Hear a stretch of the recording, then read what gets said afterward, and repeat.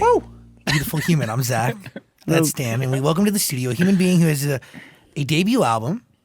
Yes. Out. I think by the time this conversation hits the world.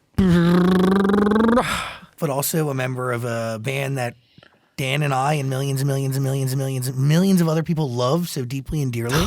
Yep. I love you. I love you, a dear friend of our show and of life. We welcome Daniel Seavey. Yeah. Wow, what an intro. The lesser Dan. That's what I want to go by today. No, you're the greater Dan today. Oh, what? You're really the greater Dan almost every day, brother. Hey, get out of town. I don't know. Look at that smile, bro. Genuinely. Hey. Second Wind. Oh, you know the title. Yes. I mean, okay. Can we talk freely about this body of work? Yeah. We can, right? I would love to do that. But yeah. we're also coming off of like a monumental few days. Yes. Yeah. Was it yesterday night or 2 nights ago? I got back from the Orlando trial that my bandmates are in right now. I went as a witness, and my brain, I'm gonna be so honest, is still like it was a crazy 2 days. It was a lot more therapeutic than I thought it would be on the other side, but oh my God, like I thought I got nervous for these type of interviews. Being deposed, I was shitting bricks. It was some scary stuff. But once I was in it, it was kind of like the preemptive, like not knowing what I was getting into. I will say once I was like up on the stand, my bandmates are there, and the guy that must not be named was right in front of me. I was like, this kind of rocks because I just get to say everything that happened straight to him and a whole jury. And so that was pretty therapeutic. It was pretty awesome. In that moment, like it is therapeutic because it is your truth. Yeah. But there is pressure and stress around the whole freaking thing because... Oh, you have no idea. That morning, I was sitting in the shower. You heard of Wim Hof? I was doing Wim Hof exercises for like an hour. The Wim Hof method. I breathing. turned the shower full heat, laying on the floor in the hotel, and I was like, it's terrifying. I hope to never be in a courtroom again, honestly. Like, I wouldn't wish that on my worst. Well, I would wish that on my worst enemy because he was there. But besides that guy, I wouldn't wish that on anyone else. It sucks. You know? It's really scary. But what do you mean it was you intense. were a witness? And so you were a witness? So I'm kind of out of the lawsuit. I had to go through like hell to get out of the lawsuit, but I really had to get out if I wanted to like keep my house and make a living. I had to start making money again. And so I found all these crazy ways to get out of the lawsuit myself. And I kind of brought it up to the guys as an option, and no one else wanted to take it. And so to each their own, they didn't. I found my way out. So I was technically out of the lawsuit, but I was like willing to show up and advocate for the guys. And me kind of being outside of it actually showed that much more, I think, to the jury that I was just coming in fully to be supportive of them. There's like no gain or loss for me. And but I respect to the other 4 guys, honestly, like to be there for what's already been like 2 weeks. I can't imagine because I was there for 2 days and I'm coming back like, holy shit. Like it's gnarly, those courtrooms. I can't imagine. I could never in my life be a witness and not be coming in with the truth. I don't know how. No, totally. I don't know how you play that game. I would literally like tweak out. Because your truth makes you nervous. Because it's more about how it's received. The realness and is too much for me. If I'm going in lying, like you got to be such a narcissist to do that. And if the shoe fits, they do it every day. Yeah, it's crazy. And I'm sure you witnessed one fairly recently. No, it was kind of scary. It almost felt like a sport to some people in there, and I was like, this is not something I ever want to do again in my life. Like it was, ugh. Was your filing bankruptcy a part of you being able to get out of that contract? Yes, it that had to do with it. It was kind of all inclusive, where I also just to make money and keep my house, that was like the only means out. So it was like also financially like something I really had to do, but it was like a win-win-win. Well, a win-win-win situation filing bankruptcy because it also got me out of the contract and just away from those freaks. So that was nice. A clean start. A clean start. A second wind. A second win. Would you look at that? I mean, Wow. there is a few different. That's the meaning right there. There is a few different meanings attached to the title. 1000%. It's funny too because when I was first thinking about this album, I was up until a week before I announced it. It wasn't going to be called Second Wind. It was going to just be self-titled. And when I was listening to it and just thinking about even kind of what everything was saying in it, there was this low-key theme that I didn't even mean to write that just had to do with like this warm, light, breezy feel. And even lyrically, there's so many little moments that pertain to like this like scene of like a beach and the wind and whatnot. And so I think I gotta give Jeff Levin my A&R credit. He was just like jokingly like, what if it was called Second Wind? And I was like, shut up, Jeff. Like, but then like later, I took like 2 days to think on it, and I was like, actually, like, it kind of just felt like so perfect and right for the sentiment of this album. And this album really was a second wind for me in just the sense of like when I was writing it, it really did just help me through such a tough time. I was just writing happy music, and a lot of this music is like music you can dance to and whatnot while I was going through like a really tough situation. So it was kind of like an escape for me, and felt like it gave me a second wind myself. So do you know today the story you're telling through this album? Like, has it presented itself yet, or is it still just a collection of just stories that... It is a collection of stories, and I think there's always more to say and better ways to say things, but I do think that there's enough real life in there still, and there are moments where I felt like I had to talk about certain things, and that's in there. Like If I Ever Get to Heaven's a great example of that, or even the older you get, and just talking about a lot of the things that life brought me that I had to get through. But I did want to make sure the sentiment of this album reflected who I am and want to be as a person, and that's like a positive, optimistic person. And prior to this album, I actually had like a full album written that never saw the light of day, and probably never will, because it was dark and cold, and it was very much just facing head on like all the stuff that I was dealing with, and it was a lot. So of course the music was going to reflect that. But I did back up at the end of that album when I started thinking like, okay, I'll get ready to release this. And I was like, this doesn't reflect me or who I am at all. And I really like the idea of not letting the circumstances of my like situation define who I was going to be and what I was going to say. And This all came after I wrote The Older You Get. That was the first song I wrote on this new album. And the second I heard that one back, I was like, I started crying. I was like, there I am. Like, there's Daniel. That's the little kid that I'm trying to like chase back and find and remember. And after I made that song, all the others just started spilling out, right? I made Waves like 2 days later, and Second Wind followed pretty shortly after that. All these positive songs kind of started coming out, and became fun for me again. Once I kind of like opened that door up of like, oh, I can decide how I want to view today and how I want to view my situation. I can write a positive song, even if that might not be the case right now for the way life's treating me. That was very therapeutic for me. Is there any part of you that is grateful, or at least sees what that first batch of songs allowed you to see within yourself? For sure.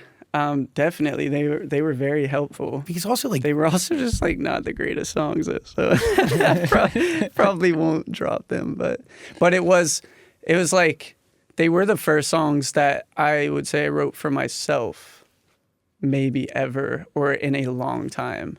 And so that rocked. But me being considerate of my fans, and even again just like how I wanted to display myself and who I really aim to be, I was like, this is not a great representation of me, but super cathartic. That rocked. Can you explain what it means to write songs for you?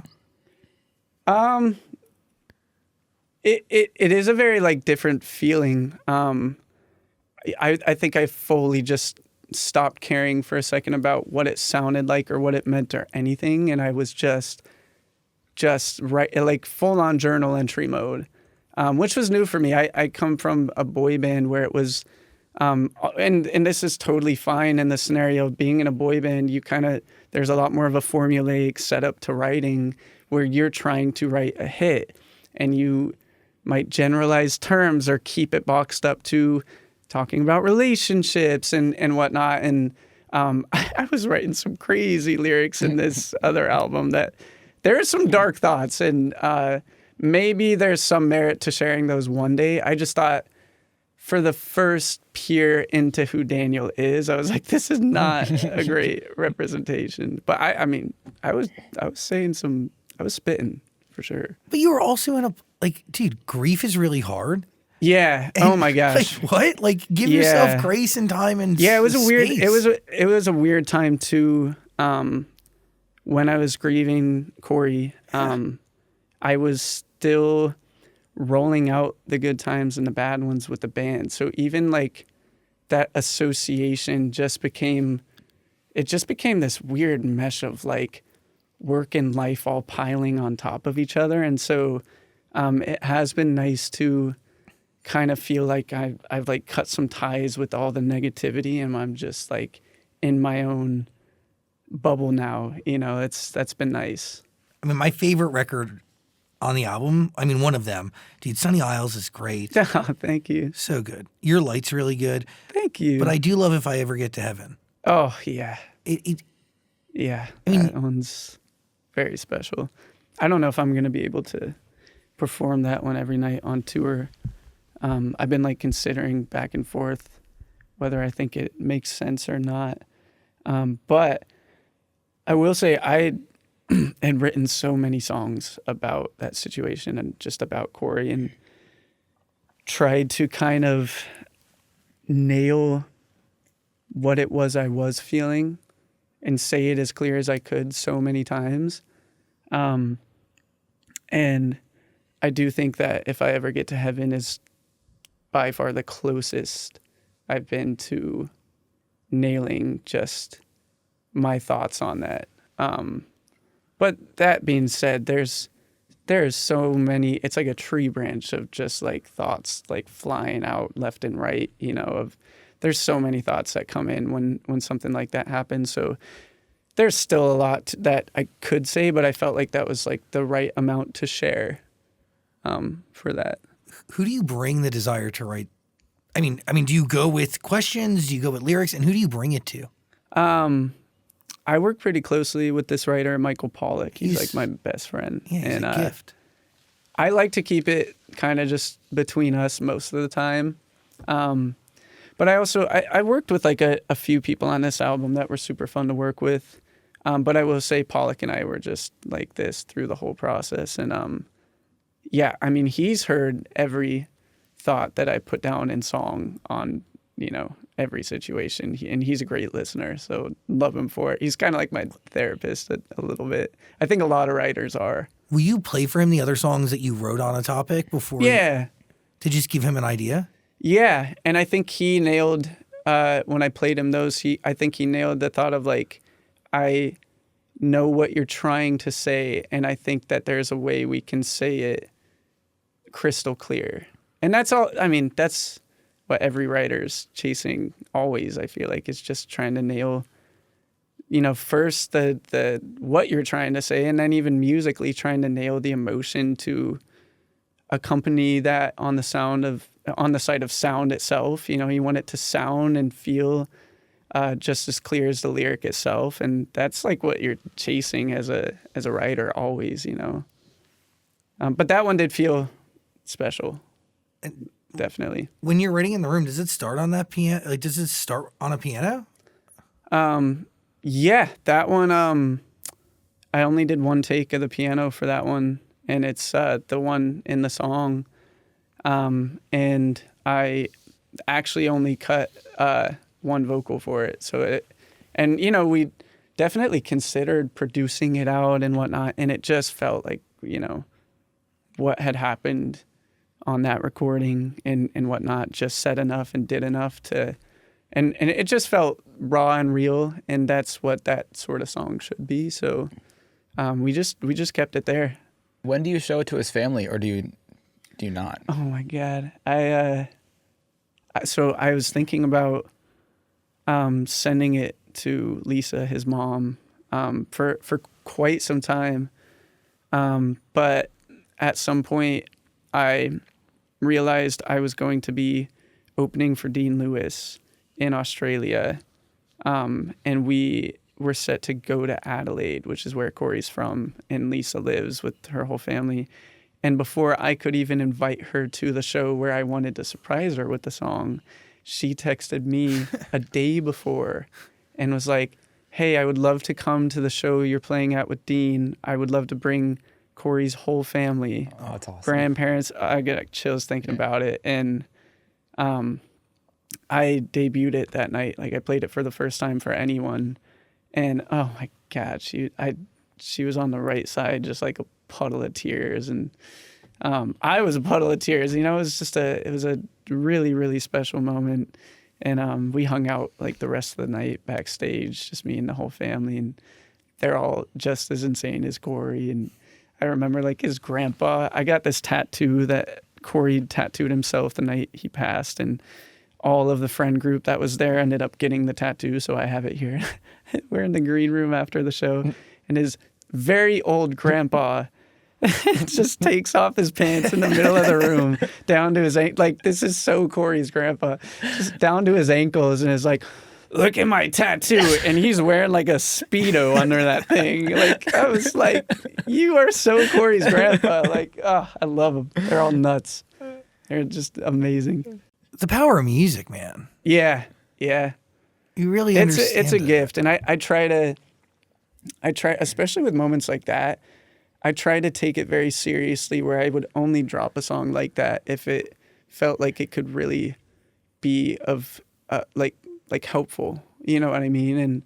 And you just have to fully take out any selfish motive whatsoever if you're going to speak on that. And that was also really important to me, obviously, with this song. But I do feel like this song accomplished that. It was just using my gift for the right reasons is what this song felt like. And that was my only goal in dropping it. Has writing any of these records or experiencing grief answered any of the questions you have for God?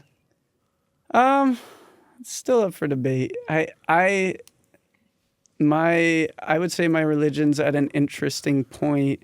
I mean, my dad was a pastor. I grew up in church.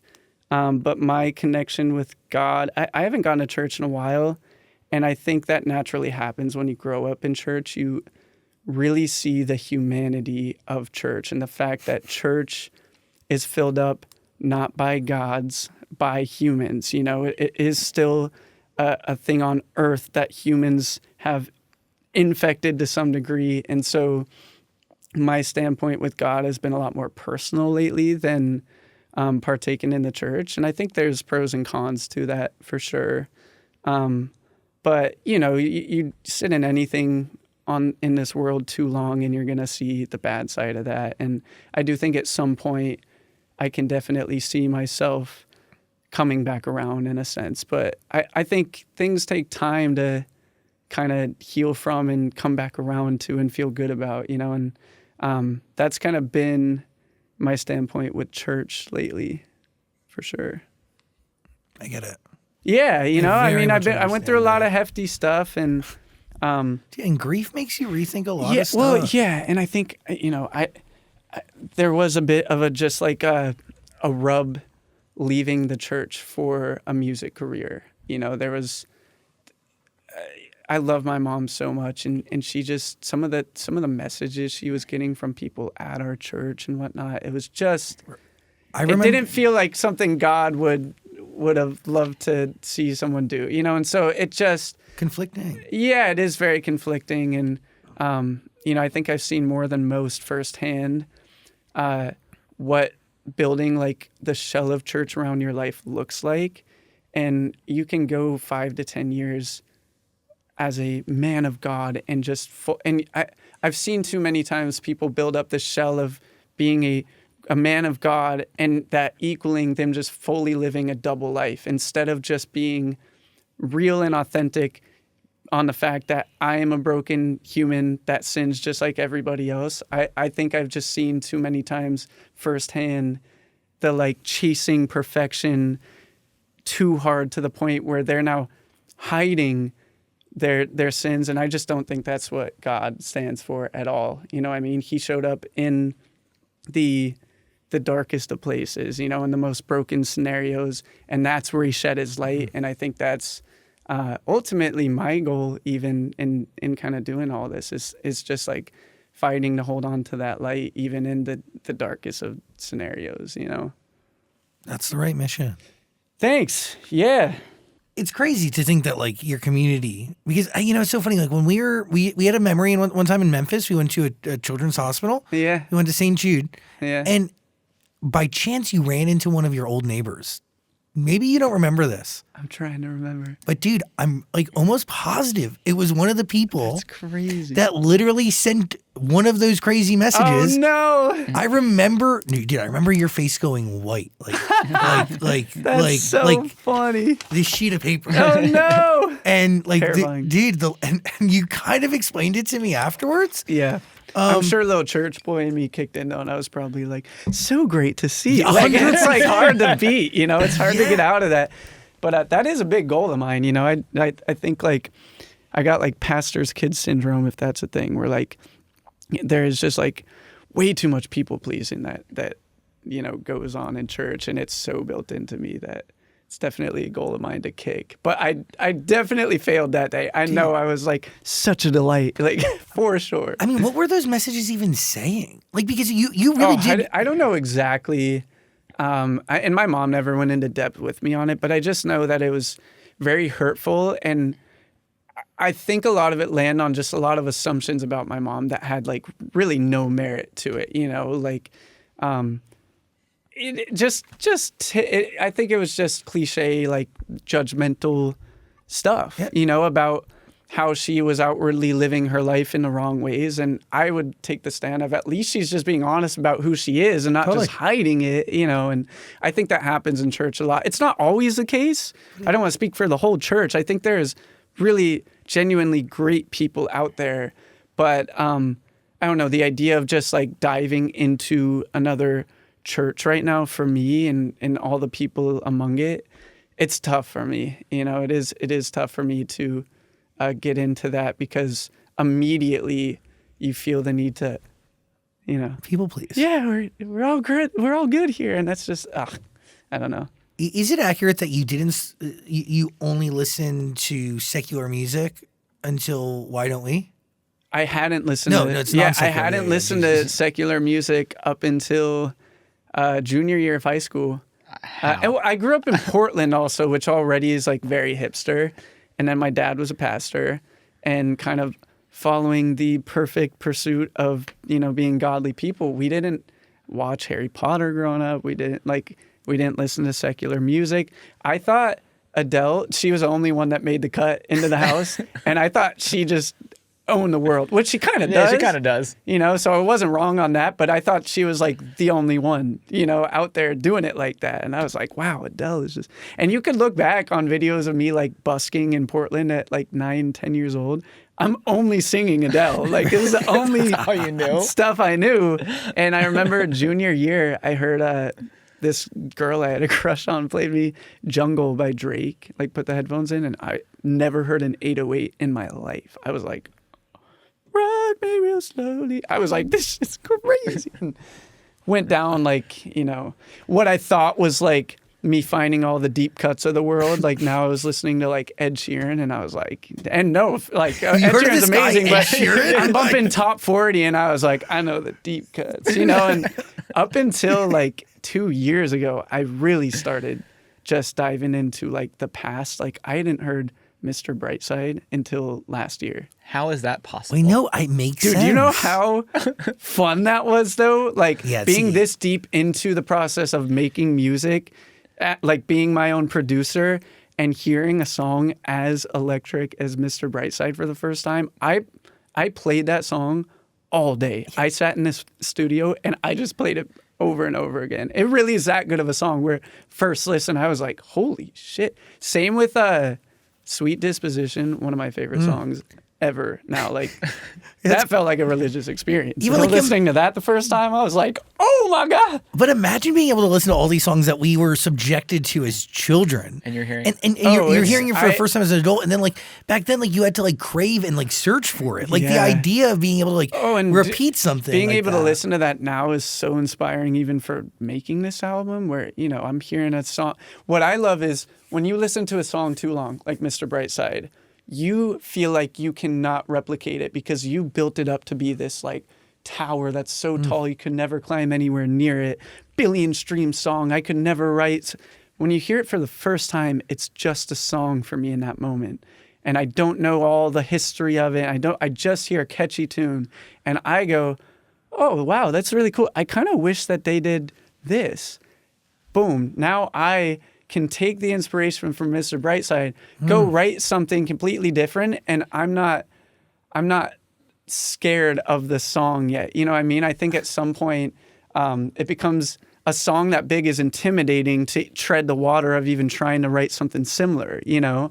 And a lot of pop music is just that. You're kind of taking inspiration from a song and writing something in a similar vein. And that's like what pop music always has been, is you're just chasing that sound, that current thing. You know, I can't imagine how many people today are in a studio being like, let's make something like Chappell Roan. Like that's how it works in pop music, you know, and it is really exciting for me to listen to a song and not at all know how big it is and just listen to it and go, oh, that's really cool. I do want to make something like that.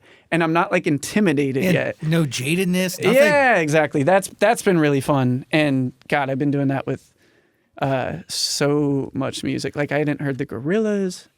I hadn't heard Arcade Fire. Big fan. Second Wind, the single, came from listening to Sprawl 2, Arcade Fire. Okay, I was like, that makes sense. Shit. Like it was just bumping. And yeah, we made Second Wind, like I like hit pause and I was like, put up a beat just like that. And we like, if you go listen to Sprawl 2, it's good. It's got the same beat as Second Wind. But then obviously you take that and you run with it, you know, and there was a lot of that happening on this album. In that song, you're singing about like a renewed sense of purpose, right? And like also talking about a girl. Like there's again multi layers to it. When I made that song, I didn't know what I was writing about, and I still get chills thinking about it because I like honestly that was me, Slim Dan, also known as Danny Silverstein, and Noah Conrad. We were just like sitting in a little triangle like us right now, and all we're like holding a guitar, and we were just shooting out like fun words. You know, it was like a different approach to writing than a song like If I Ever Get to Heaven, where it's like very intentionally like, this is what I want to say. This was like such a fun song to make because like musically, I was like, throw on that beat. And, you know, I'm like, whoa, that sounds sick. And then, you know, Slim Dan is like, what about like something about the beach? And I'm like, da, da, da, da, da. And he's like, that's fire. Like we wrote the song in 10 minutes. And I honestly, being so real, the first couple of days, I didn't even love the song. I was like, it's like too silly. Like I didn't love it.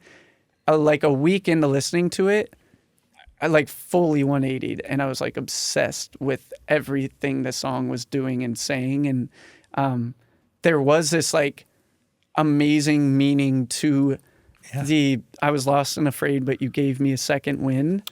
And once I like realized what that was saying and like doing for me, we changed a couple lyrics and, you know, really just like tried to make it have like a few layers of meaning. There is like a few different layers of meaning to that song for sure. Some being like the more obvious, simple approach of like, my fans really did give me a second win, and it's very obvious that they did, that I'm having a second go at this and still making music. And then there's some other meanings that I'll just leave for them to figure out. But there's a lot of meanings in Second Wind. By the way, like there is something to living our lives publicly. Yeah. Right? And there's something to that for sure. I mean, yeah, dude, you've experienced it firsthand. Yeah. Crazy. Oh yeah, it can be very nuts. I'm so sorry. How do you balance that though with sharing your truth in a record? Well, that's what I love about my situation now, is I can really pick and choose what I want to share and what I don't want to share. That rocks. I think in the past that wasn't maybe as much the case as it is now, where I obviously just have the full freedom to every lyric that I put out comes from me, you know? And so I do definitely just like pick and choose what I want to share and what I don't want to share. And I do try to draw that line a little more than I did when I was like 16 for like my sanity. I think like when my frontal lobe developed last year, whenever that was, I was kind of like, you know, it'd be nice to have some things, you know, for myself. And so I do try to do that even on songs like Waves. Like it's not like very direct, you know, like I like the idea that they'd maybe have to guess the scenario and whatnot. That's art.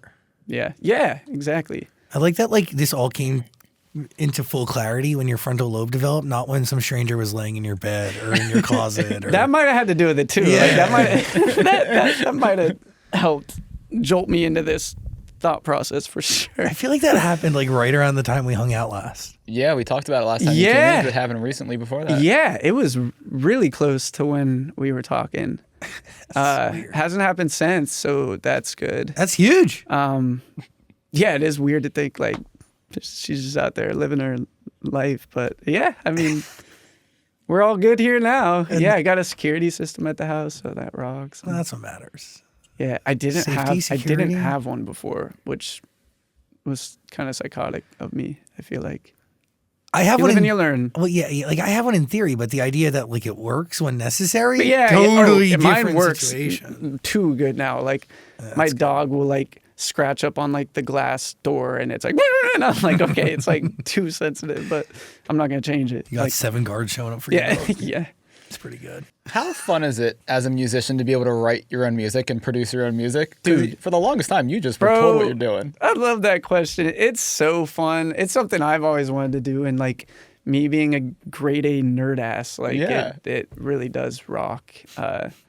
It just felt like so obvious of a like calling for me, you know, to like I was one of those weirdo kids at 2 years old. I could like play a song by ear, and felt weird that all the years in the band I was like, Mr. Manager, can I play some of the music on these songs? No, you know, that just didn't feel right. So not that I love all the songs that we dropped, but I would have loved to have played on more of them. So that's been like fun to get that itch out finally, and just like fully have fun with it.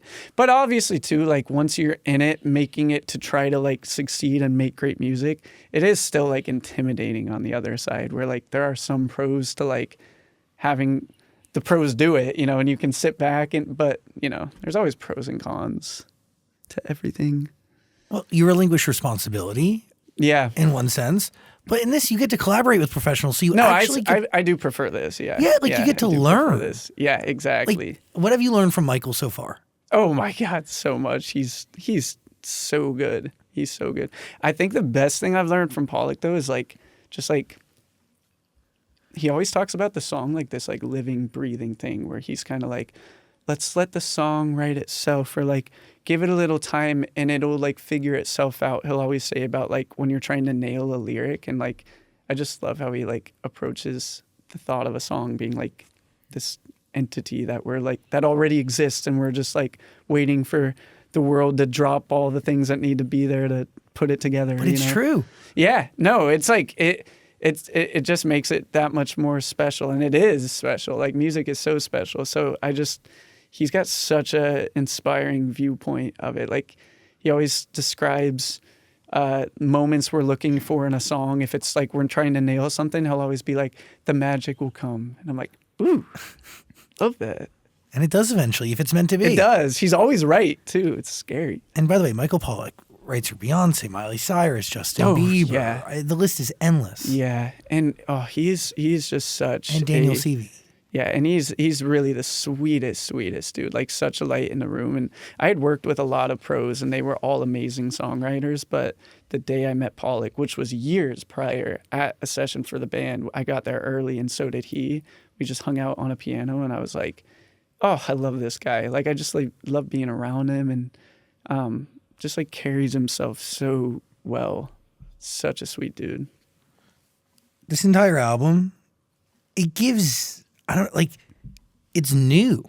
Yeah. Like it is new, but Shit's like fresh, it's a huh? very, dude, it's a new sound, but also like very distinctly different sounds. Thank you. Yeah, Does that make sense? That pertains to my nerd assness for sure. Where I feel like I have like musical ADHD, given that I can like hear something and just like play it. I think like the way I imagine a song can go maybe a bit further.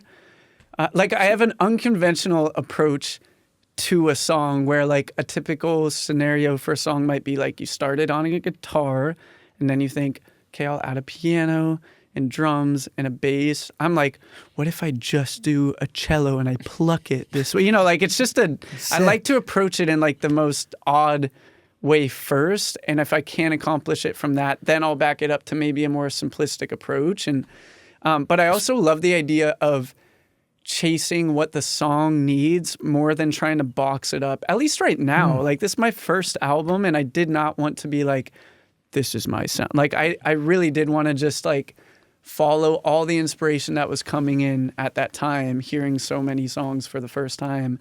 I just wanted to chase what excited me. And there are a lot of different like routes being taken on this album. And I actually love that about it, you know?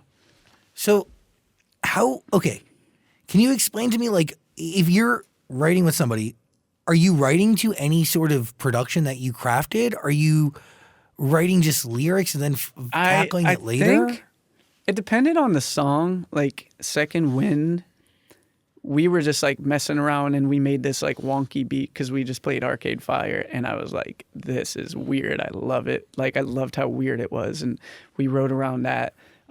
Gateway Drug is a great example of, thank you. Yeah, that one, when I first wrote it, it almost had like a Pumped Up Kicks sort of production to it.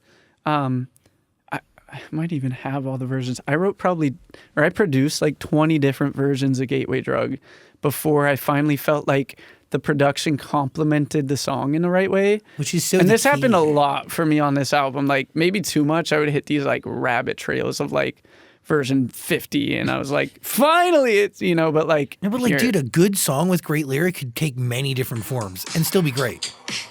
This is the first version. Oh wow.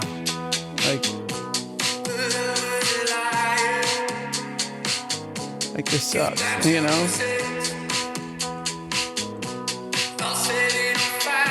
And then like, hey, like that sounds like Pumped Up Kicks or something. A little you know? Kings of Leon in there too. Yes.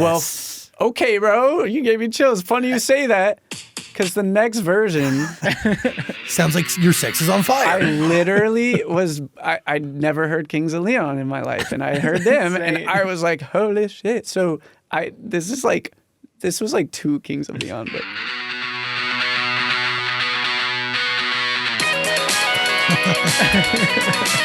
But this shit kind of... Yeah. Wait, when does it come in?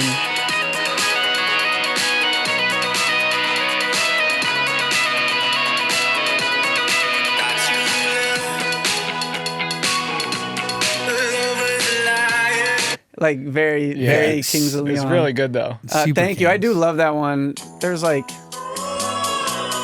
so... This is crazy. Dude, there were so many versions and like... versions of that version, you know, like if that's version 3, there's like a version 3C and a 3D, and then I finally felt like I was like, we are doing too much, like just like follow this, like the melody and the lyric as much as you can. And like the first breakthrough was the drum, where we were like, if the melody was like everything your nicotine, I was like, the drum should just like follow that everything, you know, like goes with the melody, and then it all just like fell into place, and that was like, yeah, this is the best version. Yeah, by far, right. Like by far. And when we hit it, we knew. Yeah. We were like, oh, finally, you know, there she is. What do you learn from that moment? Let the song lead the way. Pollack would always do like the piano test where he like play it on the piano and I'd sing it. And if I knew it was good, if he would at the end go, Wembley, thank you very much. I was like, we were like, okay, it's good. But there really is something there. Like, I hate when I listen to a song and you could just tell that the production is distracting. Oh, yeah. Like, it's a great lyric and a great story and could be great stripped down to nothing. Yeah. But, like, in its current form. It happens to everyone. Like, I think I did that on Runaway, my old EP song, hard. Like, I was listening to Mac Miller and I, like, put, like, a trap beat on this song. And I regret it to this day, but I love it in the show. So, you know. Like, it filled its larger purpose. The universe found its spot. Exactly. But like maybe one day I'll do the piano version for that one because it would be beautiful. Are you planning a tour right now? I am. Yeah. I go out March 7th. Sick. It's going to be so fun. If you want to buy tickets, link below. Oh, please. Yeah. It's the first tour. I've done one other solo tour, but I only had 2 songs out. And so no one knew to sing along to any song. They couldn't. You know, it's the first tour where they'll be able to scream back, and that'll be fun. What did you learn from touring with Benson that you're going to apply to this run? It was like so uncomfortably awesome being out there. It was my first opening slot, so I never performed to people that weren't there for me. I was always spoiled and, you know, just got to perform to my fans. And at first it was intimidating, but luckily Benson's fans are super chill. And it was the most fun I had had in years being out with that guy.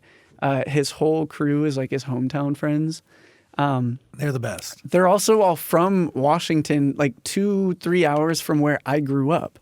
And Benson and I have some crazy stuff in common. That was like weird. Like, he was going to be an architect if music wasn't a thing. I was also planning on being an architect. We were both on American Idol. Like, just weird. Like, we're both from Washington. Like, it was like, and like, we're just like very similar people. Like, we're very like outgoing, spontaneous. We kind of both grew up in a churchy situation, and like so many things in common. But the one thing I don't have in common with that dude is he is a freaking nature daredevil. And I was playing keep up that whole tour. Like, I'll give you one story. We were in like Trondheim, Norway. Of course. Yeah, because where else would... And next to the hotel, there was like a YMCA, basically, like the Norwegian YMCA.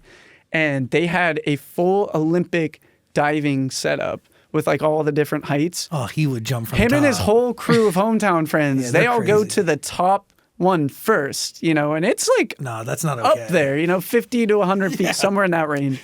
And they're like, come on, Daniel, we're going to do gainers off of it. I ain't done a gainer before, bro. What is a gainer? It's when you run forward and you flip off going this way, but you flip backwards. And they're just like throwing them like frogs, you know, they're just like flying off this thing. And I'm like, and they're all down there staring up at me like, come on. I just chucked my body. No. But I had to do it. You know, I'm not, what do you mean I'm going to be the one that doesn't? That's crazy. And we have a show in an hour. I'm like, why are we even here? You know, but I land the gainer.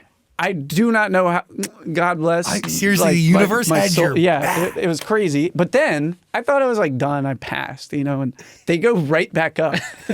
And now they're looking down at me because I'm still swimming out of the pool. And they're like, get up here. You got to do the backpack. And I'm like, what in the hell is that?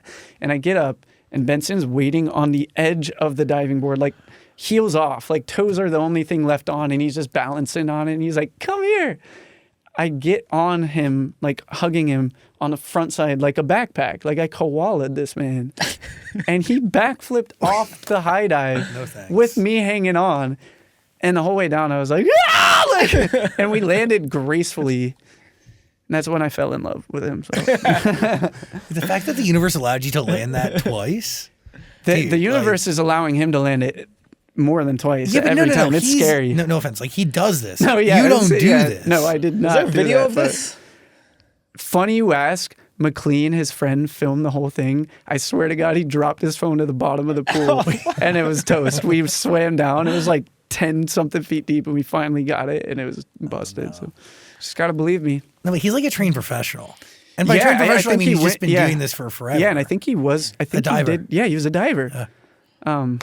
Crazy. I didn't know that when we were there, and he was like messing with me, and he was doing like triple flips off this diving board, and I was like, when did you learn this? He was like, I don't know. I was like, fucking okay. I mean, you ever see him on stage? He's flipping all over the place, so it makes sense. He's just messing with me. It was so funny. Like when I did the Grammys for Access Hollywood, and they were like, "What does he do? Like, is he a gymnast? Is he all this?" It's like, nah, dude. He actually is a diver. Yeah, that's how he knows how to flip. Yeah, and he but like skis and snow. but He's crazy. they're all great people. Like I felt like a kid again out there. You know, it'd been a while since I'd been out on the road and just like had that fun, like all of us dudes running around. You know, it felt like I was kind of back with my boys, and that was really fun for me. That was like very healing and vital, really awesome. Vital, dude. Like I remember your last life-changing tours for sure. Yeah, they weren't great. No, yeah. and the guys would bring around these computers with them to play video games. Dude, they were working us. Like, I mean, God bless you. You were giving us goddamn therapy sessions in the green rooms of we're about to go on stage and we're crying to Zach, and he's like hugging the whole group, just being like Memphis, you got this, guys. We're in Kansas. Like we're in the most random places. Oh, God. Yeah, busy times. Good times though. Once we were on stage. I mean, when you guys went on stage, it was like you parked everything. And like you all became different people, but in the best possible way. Like elevated versions we were of having yourself. fun. Yeah, you know, like once we were out there, that was our like free time, was being on stage. You know, and I think it's why I still love touring as much as I do. You know, I've associated it with like my recess for the day. You know, and once we were off that stage, it was back to just grinding it out, like ungodly schedules. How special is it to do all of this on your own terms? I wake up every day just I feel so blessed right now. I'm just like I don't know how I get to at 25 just make music for a living and like be okay. That is like all I've ever dreamed of doing, and I'm doing it. So I really am just like so happy right now with my life. And even just I have an amazing girlfriend and, you know, great family around me. My Your brother is my manager now, and oh great! Oh my gosh, it's and it does feel. I do definitely also feel like I like earned this life right now with all the crap we did. Maybe even a little more, and you know we're all a little entitled with how much work we did and how little we've gotten to see all that work come into anything tangible in this world. But this does feel like I earned this moment to just. I'm doing it for me right now a lot more than I ever have, and it's really fun for me, you know. What we lacked in dollars, we gained in experience, but also the ability to create a fan base that's strong enough to allow you to go back and rewrite all those memories. They are the only reason that I am this happy right now, you know, because I had some people going out of their way to make sure that I was miserable right now. And the only reason I'm still making music and happy is because there is enough people out there to keep up with me and appreciate my music. And it is such a gift that I am absolutely never going to take for granted. I'm at a loss of words. It's really unbelievable how much they've done for me, even more so than I would have ever thought. Because when I came out of that whole situation, the band going on hiatus and whatnot, I was the most pessimistic I'd ever been in my life, and like kind of rightfully so. There was so much going on that I was like, I don't see a light at the end of this tunnel. And I dropped Can We Pretend, my first song, expecting nothing from it. And I remember right when I dropped it even, I did like a little pop-up in Portland, my hometown, where I used to busk as a kid. And I felt like a joke, man. You know, I was just like, why am I still doing this? What am I doing? Like starting to believe almost everything that this old guy used to tell me, you know. And I thought 2 people were going to show up tops. I honestly thought like no one was going to show up at this event, and like a couple hundred people were there. And I was getting texts from heroes of mine I looked up to, like Pollack, about Can We Pretend. And I just, oh my gosh, the validation I got in that moment was unlike anything I had had in my whole experience in this business. And I had a guy down my ear the last 5-6 years telling me the polar opposite, that like, outside of me, you are worthless. You have no musical ability. You know, you are going to amount to nothing on your own. And dude, the amount that did for me when I dropped that first song and just went on that first tour, it was life changing. And it really did just show me that you can do anything that you set your mind to. The only thing in your way is anything going on up here, you know? Because even at that current moment, anything he was telling me was in my past now. So how is that going to be true today, you know? And it was really cool to just see people care. Powerful. Yeah, But also motivating, and it gets us to the album that we Yeah, have you could today. say it gave me a whole second win, probably. 100%. Crazy. Sunny Isles. Is that a place? Is that a mental state? What is Yeah. that? A one-night both. stand? That's a place. That's a place in Florida. I went down there to write some music, and I fell in love there. It's a beautiful place. With the place or with your girlfriend? With my girlfriend. She's from Sunny I Isles? love the place too. She was like an hour outside of Sunny Isles. Wow. She drove up to Sunny Isles. Yeah? Must have been 100 miles. She drove up that day to hang with me. This was after multiple attempts of me to try to get her to hang with me and her ghosting me. And like, don't hate the play, I hate the game. Like she got me. But she finally agreed to show up and hang out with me. And I was being such a douche at the time, honestly. I was like not looking for a girlfriend. And then it's funny, it's like when you're in that moment of just being so single and I'm working hard and I just wanted to flirt and all this, she just 180'd my life that day. Like the second we started talking, it was like she was so pure and wholesome. And that just immediately I was like, oh, this girl is sick. And we kept it friendly after that for like a year, up until she finally sent me this poetry book where she just wrote on just about every page like her own thoughts pertaining to the poem about me. It was like the sweetest thing anyone had ever done for me. And I was like, oh, this I need to date this girl, if not marry her. Like she is just unbelievable. So that song is about meeting her that crazy weekend where I was not looking for a girlfriend. We were drinking lime in 42. Like we were, we were not there to find a girlfriend, and that's how it happens. Wait, she wrote you a book of poetry about you? She sent me a poetry book, and it was called The Distance Between Two. It's like an actual poetry book, but next to every poem wrote her own additive line to every poem through the whole book. And at the very end just said like, how she felt about me. And she even was like kind enough to say like, I don't want you to take this as pressure, that you don't have to date me and I don't want to pressure you into it, but I can't help but let you know how I feel about you. I have chills. It was the sweetest. No one has ever done something that sweet for me in my life, And what a beautiful way to communicate. Oh my gosh, yeah. And she knew how hard-headed I kind of was about taking my career serious at that time. And I think a lot of that had to do with my past, again, where I was just like drill sergeanted into taking work so serious, and that I thought I had no time for somebody like that. And she proves me wrong every day, because she has added so much to my life, made it so much better. Yeah, how has she made you a better artist?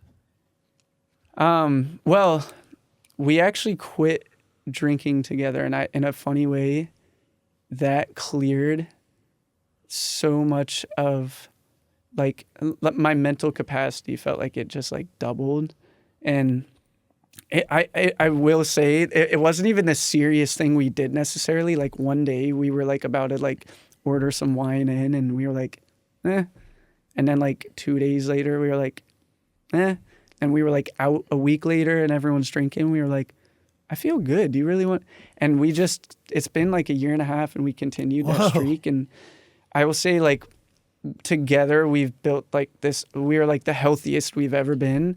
And the clarity that gives you mentally is unbelievable in all aspects of life. But even writing, I think it's so much easier for me to kind of piece together what I'm trying to say quicker. You're not all fogged up. And I do think there's some attachment that stuff has to even like your heart and soul, and it's harder to feel things and, sink into your empathetic side and all that. And she's helped in that way a ton.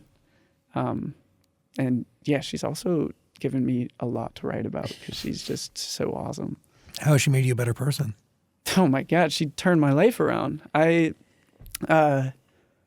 out of this whole turmoil, I was just, for the first time in my life, I felt like the carpet really got pulled out from under me of like my foundation of like who I am and what I wanted to say. And I think I let all that life was thrown at me excuse me to like fully become a vegetable. It was the first time in my life where I like didn't have that proud chest of knowing who I was and what I was here to do. And she saw me then looking that terrible and saw something in me and took the time to care about me and let me know I was important to her. And that just turned my life around. And just the amount that I cared about her in that process, I then also wanted to turn my life around to, you know, be there for her in all the ways I should be and just be a great person for her. And so she really motivated me to just kind of snap out of it. And it is crazy. It's sad because I do think sometimes the circumstances of life can just force somebody into becoming a version of themselves they don't want to be in. They don't even realize how bad it might have gotten, but they can excuse it, and they have all the excuses they need of like, look how poorly I was treated. Why would I not divert to this? But I feel really blessed that I had someone as special as her come in and kind of like wake me up, you know, and she really empowered me to just stand up and do the tough stuff to turn things around. And it is so validating to be in a point where I have turned things around and I'm doing okay and doing well and doing what I love and, you know, happy and healthy and just all the things that felt so far away from anything I could get to again. She got me there. The right person at a very vital time. Yeah. Yeah. Funny how that happens, you know? Universe, man. Yeah. Someone's looking out. Yeah. Yeah. I would say so. How do you feel when you hear a song like 8 Letters? Does that like bring you joy? Is it like positive or is it kind of negative thoughts? It's a mix, you know. It's like anything from anyone's past, you know. I think there's like a side of it that's like, oh my gosh, that song changed my life. I think the toughest thing for me that is gonna take some time naturally to swallow is the association of that time. There's so much good and so much bad that I think naturally the way it works is like the bad stuff is always a little harder to digest and takes a bit longer. And so I have been lately trying to remind myself of how much good came from that song in that time. But I think naturally, even just like holistically thinking about the band, there's so much like stuff that just happened there that I think it's like tough to digest right now, you know? It really is. And I do think we had it a lot harder than most, you know, obviously with the amount that people know now, we had it tougher than most. And I do think that just like comes with some baggage, you know? And so that's there. And then, I don't know, on the flip side, like we toured the world with that song and it's an amazing song. It really is. Yeah. So I don't know. It's a tough question to answer, man. Yeah. It is conflicting. I'm sorry. I don't think it always will be. I think time will heal it, of course. Yeah. I think I'm like in the thick of it right now. And I like just being dead honest. I think that's just like where my heart is at with it right now. But that's not at all to take away from, like, I don't want to not acknowledge how special that song is and how life-changing it was for me. Like, it actually has nothing to do with me, like, hating the song itself or, you know, like, I don't think I fall into that cliche of being like, I hate my old music. Like, no, I stand proud on all the music we made.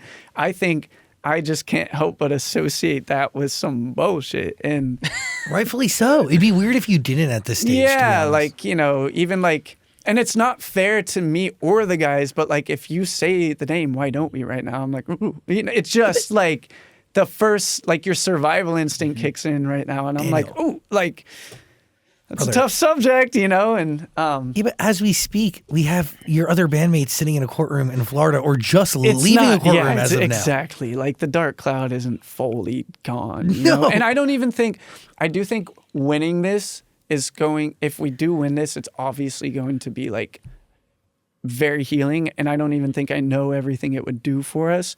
But even after the fact, I think there's just the way life works, at least for me, is there's still a lot to work through there to just feel good about that again, you know, the group and the songs and everything, like to fully have like 100% positive connotation on it again, like I did at one point. It's just going to take time, you know? Well, time and complete and total control and ownership over something that really does rightfully belong to you all. Yeah. Yeah. I mean, that'd be amazing. That would be amazing. And by the way, for full disclosure, we are involved in the lawsuit and we were deposed or something. This is true or something. I don't know. They knocked on my door on December 27th a few years ago. Yeah, they did. And they're like, we want every email. We want the love you guys. We want the video file. We want comments. We want everything. Yeah, good stuff. How are the other guys doing though? They're good. Circumstantially, they're good. It's a lot. It is a lot to take on.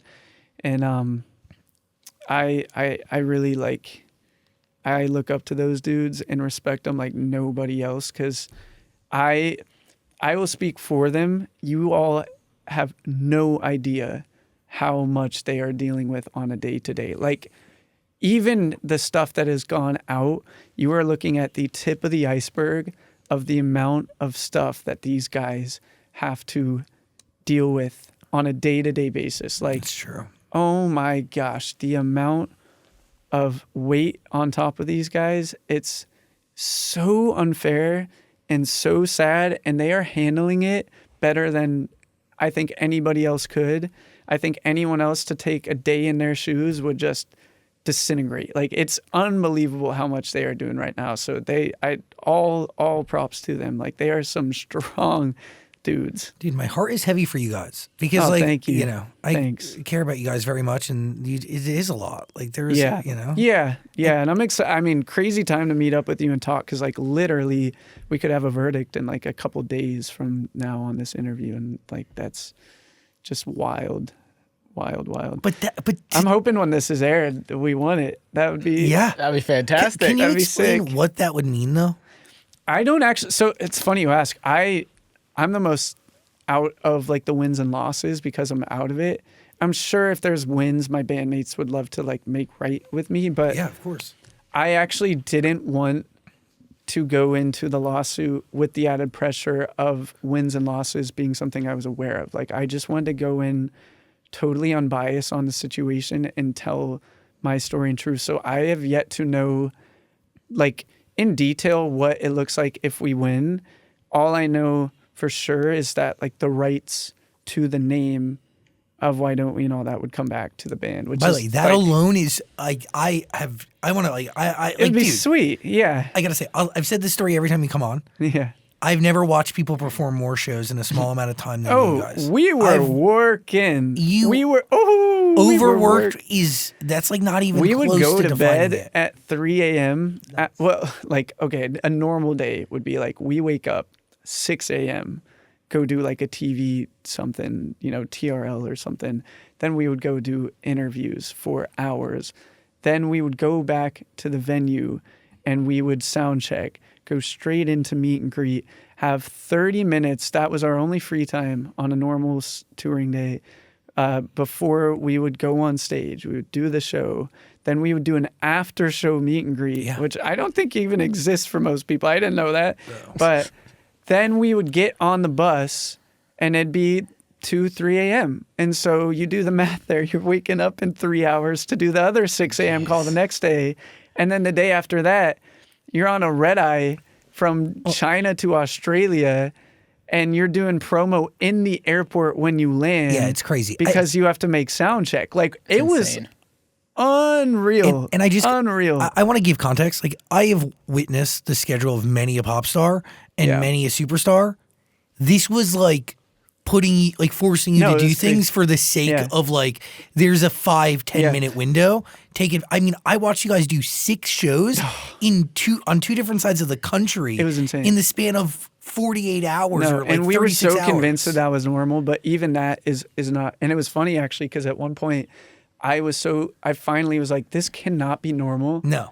And I'll never forget, he who must not be named was like, this is completely normal. And I go, okay, well, we're with Atlantic Records now.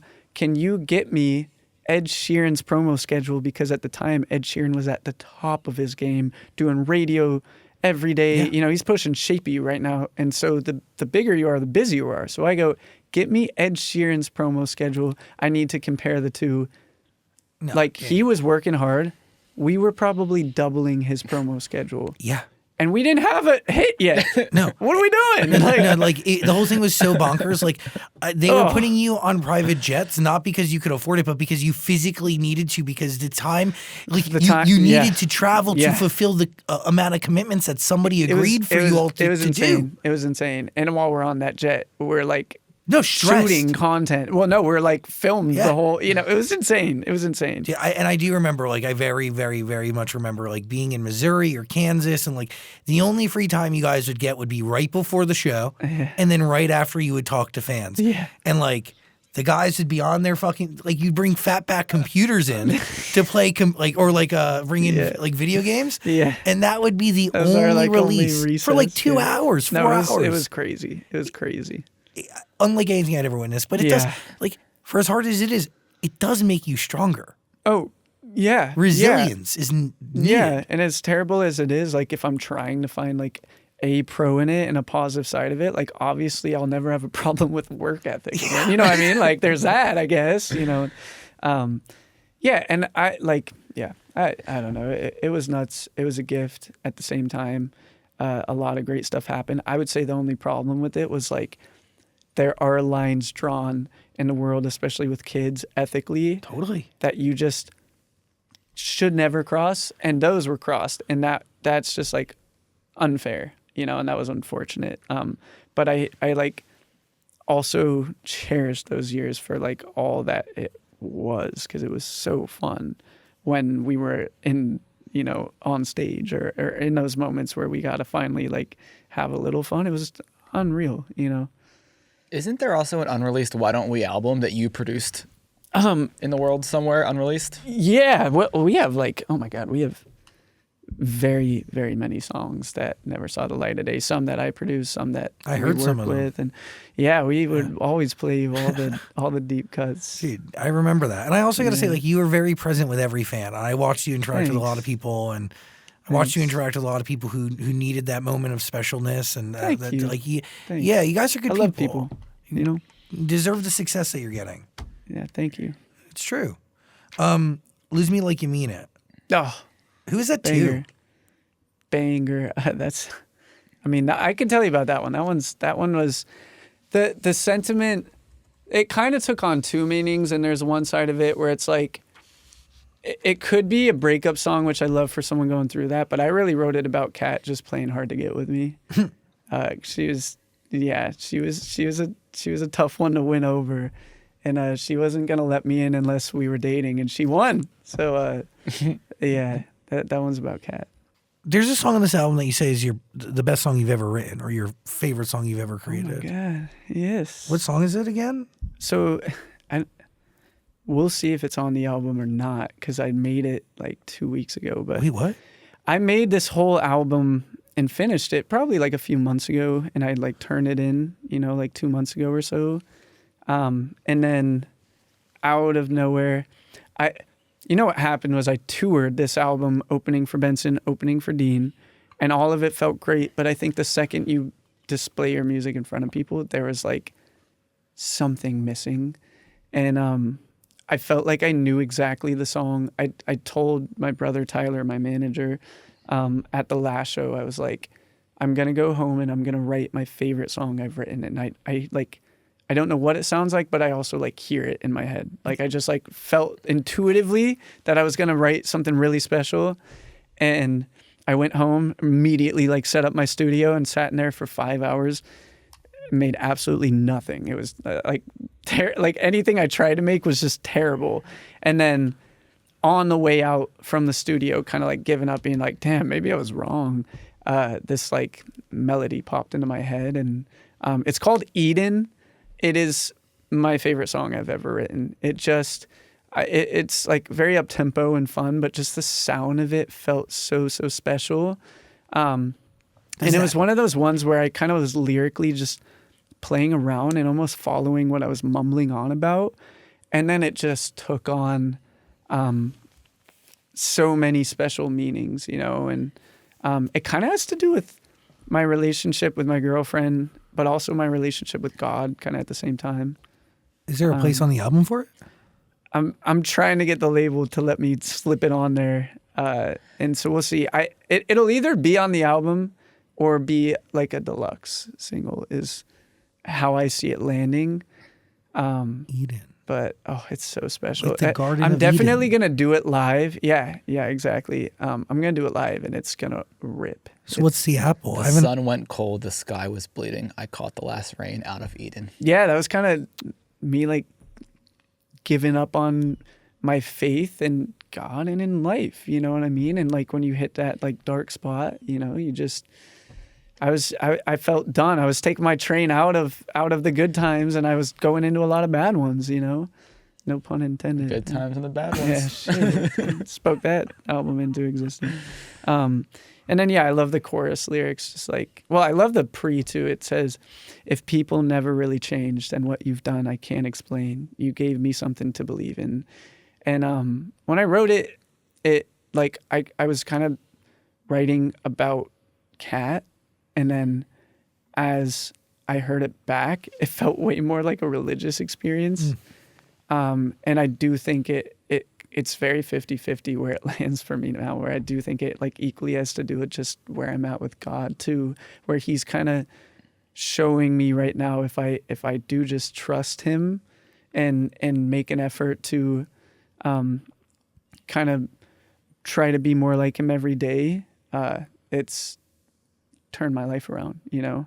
And same goes for Kat, you know? I think just being very like protective of what we have and our relationship and her, that equals me being a better person. And that's just now translated to like my whole life, you know, that it's just, things are good. Like you're talking about like existing in a way that like is more in line with God. What does that really mean?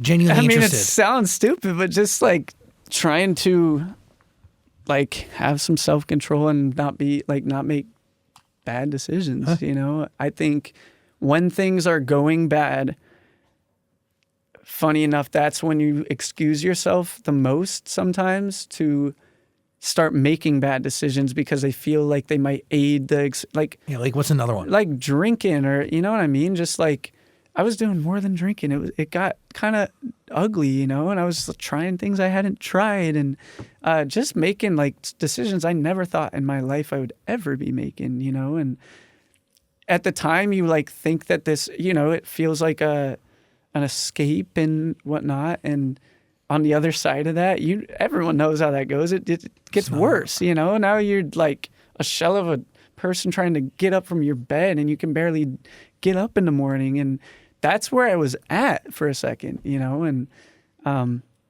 just at some point I kind of felt like I had to just like stop being an idiot and kind of like surrender to whatever life or God, whatever you want to call it, had to offer me if I decided to show up and try, you know, and I did. And look how well it's working out. You know what I mean? It's just crazy how it works. It really turned my life around. Like, I remember there was this moment I was looking up in my bed, and it was the first time. I've never shared anything about doing any of this stuff, but I had done a drug I thought I would never do in my whole life, and like I'm embarrassed even saying it out loud that I like.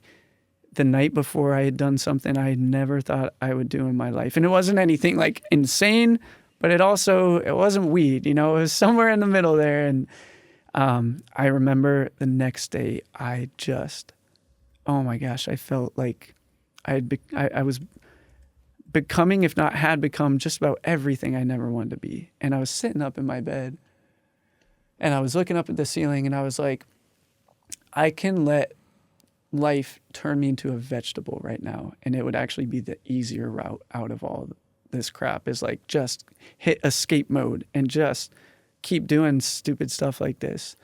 Or in this moment right now, I can decide I'm going to cut it all out and I'm going to start showing up, just trying every day. Like, I didn't know what the hell that looked like, you know, I was like, I'm just going to show up every day and wake up in the morning going, maybe today's a day where something great happens. It was like how I tried to approach a day, and try to work hard that day at whatever it is I could work hard at. And within, I want to say, a month, my mom beat cancer. I was out of my contractual crap. I was on tour. I had music out and people were receiving it well and loved it. Fans had my back like they never had. I meet the love of my life. This happened so fast, just all of this. The second I decided to just stop letting the negative side of myself eat me up, you know, and I haven't looked back since. I really haven't. And I plan to never let that voice win over again. But, you know, we're all human and it can happen to any of us. I was one of those proud kids that thought I would never go there. And then life gets the best of you, you know, and it's just wild. Dude, it's wild. Life gets the best of you. The people you have around can get the best of you. There's a lot of things that can attribute itself into falling victim to that. But the awareness, dude, that awareness allows you to at least be saved, or at least chart a new course. Yeah, 1,000%. 1,000%. You sure as hell got a second wind. Yeah, damn right.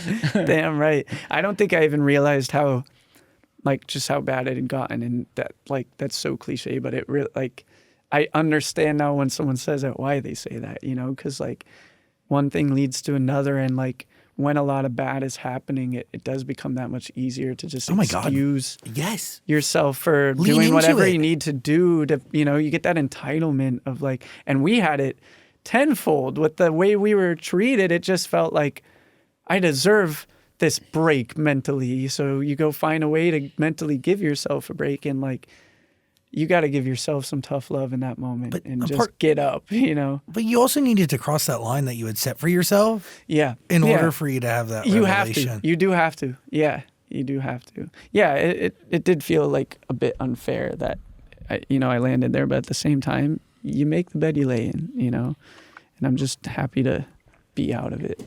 Making music and thriving. Not me. Yeah. Yeah. This is where I love to be and want to stay, for sure. In the studio? Yeah, hell yeah. And on stage. Yeah, I was going to say, you got to go. No, I love and appreciate you very much. Yeah, I love you too. I've known you a very long time, and to watch you thrive and glow. And yeah, this album's really special. Thank you. You should be very proud of it. Thank you so much. Your whole team should be proud of it. Your brother, but your whole team, your brother, your family should be proud of it. Thank you. I'm proud of your cardigan choice also. Can I just say that? Thank you very much. It's like the perfect green.